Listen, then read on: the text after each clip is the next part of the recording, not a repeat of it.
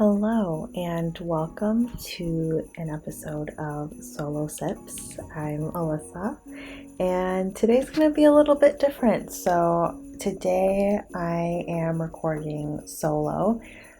This is something that Julia and I have talked about quite often when we have talked about content planning and kind of what we want to do for the future in terms of the topics that we want to discover. Obviously, this is a podcast that Julia and I have together and very much want to continue together. And we are often so much on the same wavelength that our discussions are just something that I think I always get a lot of value out of.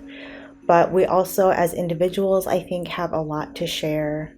And I think just a lot of thoughts that we definitely want to get out into the world as well. So something that we want to try in the new year is also doing some shorter episodes that we're recording solo, just to kind of share our thoughts about what we've been up to, topics that are important to us. And yeah, we're going to try it out and hopefully you enjoy this episode, mainly of me just kind of blabbing about my thoughts. But for those of you who don't know me, which is most of you, I am an extreme night owl. So most of my productivity happens in the wee hours of the night. And for friends and family that are listening, this is how I've been since pretty much high school. So it's not really rare for me to be up at like 3 or 4 in the morning and doing Lord knows what. But I don't know, the nighttime has always just been really calming for me. It's where everything just feels like it's still and the world has kind of paused. So it gives me time for myself, I feel like, and for me to do the things that I wasn't able to do during the daytime. But yeah, so the past couple weeks have been a little bit insane for me. I have recently moved into a new apartment. I still live in Seoul, so I've been here for about a year. I'm just about to hit my 1 year anniversary. So there's just been a lot of things going on. I feel like last year when I moved here, I think I was hoping that my seasons of change would kind of plateau a little bit. I feel like I have just been going on autopilot for so many years, and every single year since I can remember, for the past couple of years, since probably pre-pandemic, I just feel like there's been some sort of big event that has happened that has kind of shifted course in my life. And I definitely think going into 2023, I was hoping for that to even out a little bit. And as the universe does, that did not end up happening. Which is fine, honestly. I think I ended up obviously growing so much and continuing to learn about myself. And yeah, life wouldn't be exciting if it was too predictable, I guess. So I don't want to complain about anything because I'm still in a very fortunate position. Even if things didn't work out the way that I had expected it to, there are also things that came about and opportunities that came about that I would have never guessed that I would have been able to do. And so again, I'm very fortunate for where I am and for what I have, and that everyone around me is healthy and happy. But that doesn't necessarily negate the feelings of anxiety and, the imposter syndrome that creeps in. And I think they're all very normal feelings. And I think these feelings are so much more normalized now, especially after the pandemic and after the whole topic of mental health became so much more normalized through social media, which I think is a great thing. I still think that it needs to be talked about. And I think it needs to be talked about in an authentic way. For me, what is difficult when it comes to the topic of mental health is there's not like a blueprint to what it looks like, and it really differs from person to person. So the reason why this whole idea was triggered in the first place was it is Christmas week, so not quite Christmas yet, but leading up to it. And for anyone that knows me, they know that I'm very, very into the holidays. And I just remember being a little kid and waking up on Christmas Day and just feeling this abundance of excitement. Like, I just remember waking up having butterflies in my stomach and just so excited to see what the day was ahead. And it was always, there was just these rituals that we would have with family. And I think just having that togetherness and having the people that you love around you and just celebrating with so much magic in the air from the holiday season was just something that I remember soaking up as a kid. And I remember getting kind of sad as we grew up and as that kind of faded away. And as I got old enough to kind of take some traditions into my own hands and try to recreate that experience for now, the kids that are the next generation of kids in our family, for my nieces and nephews. I think um, it kind of ignited a new joy for me, like a different type of joy for me in terms of the holidays. Now that I was an adult and could give to other people, and yeah, I don't know. We mentioned this in our kind of holiday special with Julie, but I'm the type of person that starts listening to Christmas music in like August. Like, I start really, really early. And yeah, as much as it is a magical season, I think it's also a season that can bring a lot of stress and anxiety. And it's really hard for people that are grieving to go through holiday seasons. My family had a pretty big loss in our family like a year and a half ago. And although this isn't the first holiday season without that person, it's really difficult to not feel their absence and kind of the emptiness. And for me, being abroad, this is the second Christmas in a row that I'll be spending away from my family. And it's really tough. I think it's something that doesn't get talked about a lot when people talk about their experiences living international, whether they have an international job or whether they're studying abroad or whether they got married and moved abroad. Like, there are so many pros to it, don't get me wrong. But the hard truth is you miss out on a lot of important events. And this is also a reality of growing up too. But I think what is often not talked about is you don't get that time back. And I think about that a lot. And it makes me really sad. It really does. And I wish it wasn't something that affected me as much as it does. But especially as I get older, my siblings get older, and my parents get older, it's like every year, if we're lucky, we'll be able to all kind of see each other and gather in one space.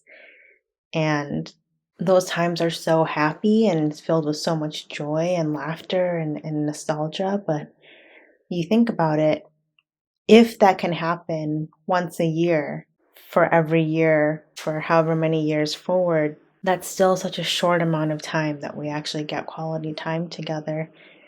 And I don't know if it hits me more because I'm still kind of the only one in my family that isn't settled down with someone and kind of has an extended family of my own. But it is something that I think about a lot, especially around this time of year.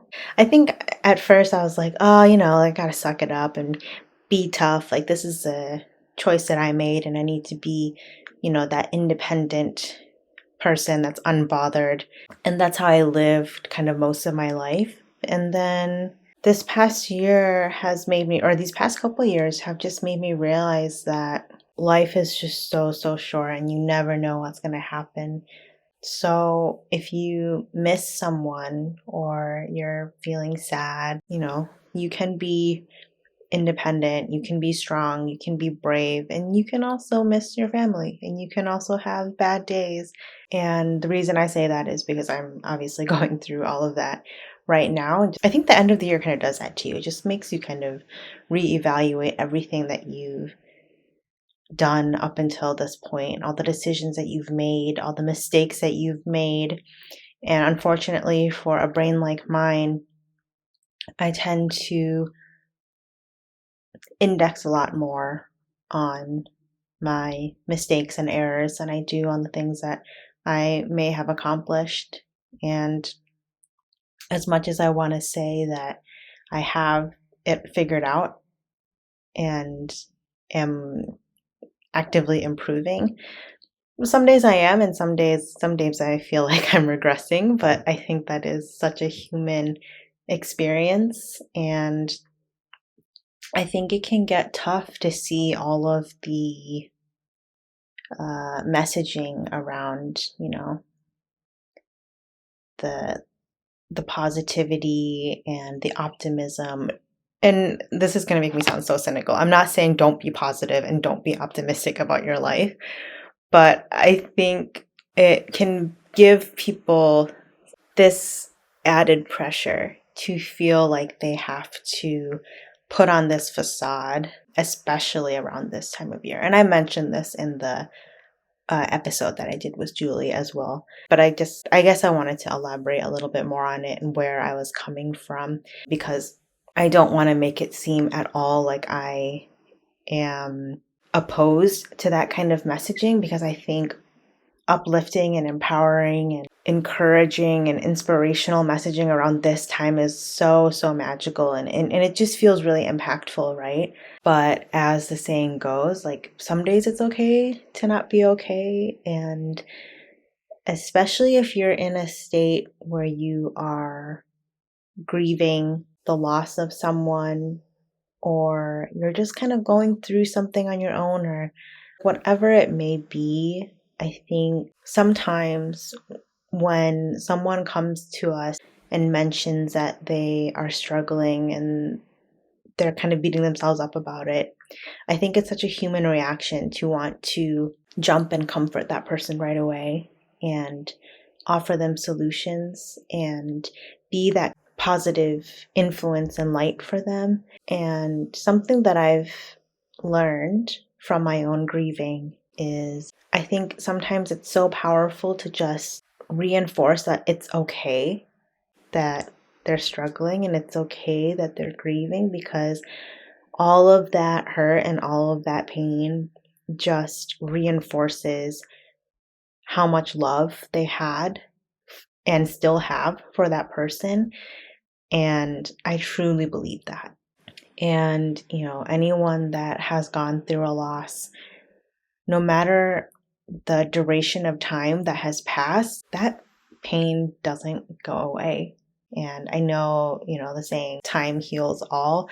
I don't really know if time heals all. I think with time, you do learn to cope in your own way, and everybody has their own way of coping. So for me, my emotions hit me like a tidal wave. And they don't come very often. So I think I kind of numb myself off from having extreme emotions, especially in front of other people. And then they kind of all hit me at once, like with a big wave. And it's difficult to always reach out to people when that happens, because I feel like I need to overcome those emotions on my own and make sense of them before I go to someone and let them know that I've had a breakdown, which is kind of defeats the purpose of going to someone when you're having a hard time. But that's kind of always how I've operated. And I know I'm not the only one that does this. And I read somewhere that people who deal with their emotions like that, they don't automatically reach out to people close to them because they don't want to show anyone that they might have a weakness, and they don't want to show people, their vulnerable side. And I think it's a lot less about pride for me, at least, and it's more about trust. And I'm not saying that I'm not someone who trusts easily, or maybe I'm not. Maybe, I mean, here I go, just self therapizing myself. But yeah, anyways, I get it. It's difficult to express your emotions in a way that feels comfortable unless you really trust. But yeah, it's like I think about some of my closest friends or my family or my parents and the things that I've gone through, and it's like I wouldn't want them to have access to that part of my head or my emotions, because I don't know, it's not fear of disappointing them, but it's more a fear of like upsetting them. But that is something that I'm trying to actively work toward, because on the other side of it, if I knew a close friend or family member was going through something, I would hope that they would trust in me enough to confide in me. So for me to not offer that same level of trust and grace toward other people in my life is definitely not fair, regardless of whether or not I have the intention to do that. So, yeah, that's definitely something that I'm trying to work on. But even if you're not international and across the globe from your family, even if you live close to your family and you're going through a tough time around the holidays, I just want to make it more normal and okay that it can be a tough time too. And for someone coming from someone like me who very much still believes in the magic of Christmas and the magic of the holidays, I'm basically like one level away from still believing in Santa. Like that's how much I have like holidays running through my veins.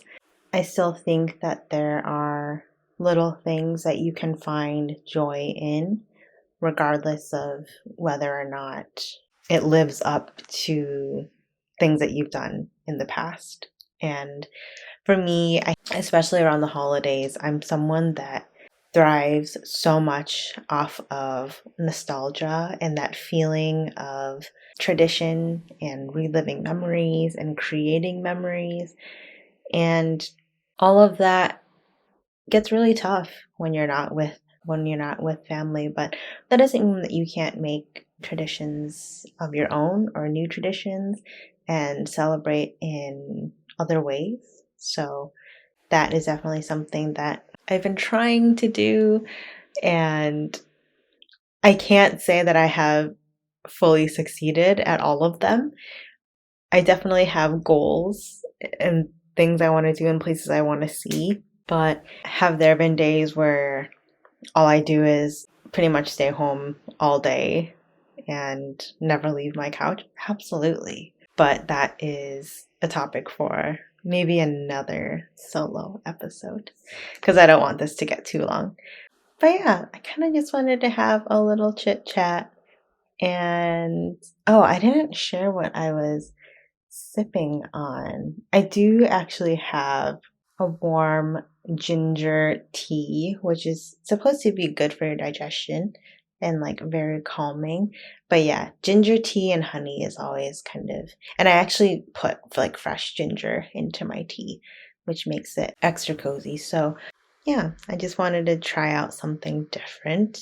And if you did tune in to this episode and have listened thus far, I appreciate you. And if you if you are my family or my friend, definitely let me know what you think and if you have any feedback. And if you happen to be a new listener that I don't know, also definitely leave your review and feedback, because we would love to continue the momentum on this podcast. And For me, the most important thing is keeping the conversations really authentic. And, the root of this entire podcast was, kind of bearing your soul with your friends over coffee or over a drink and having those really deep, profound conversations that are really healing. And the ones where you go home and you feel like you've just gone through like a mental spa day. And yeah, this is what I really want this podcast to be. And so far, I've really enjoyed the journey of it. So I think I'm going to wrap it here, keep this short and sweet, but hopefully I'll be back with another one of these when it's again 2 a.m. in the morning and I can't sleep and I have more things to share. But again, I just want to wish everyone the happiest of holidays, and just know that everything that you've done thus far and are going to do is going to be amazing. And give yourself grace and be kind to yourself. And just know that, please, if you do feel lonely or you feel like you're struggling, reach out to someone and share your heart with them, because I'm sure they'll be really receptive of it. Again, thank you so much for tuning in. 오늘도 수고했어.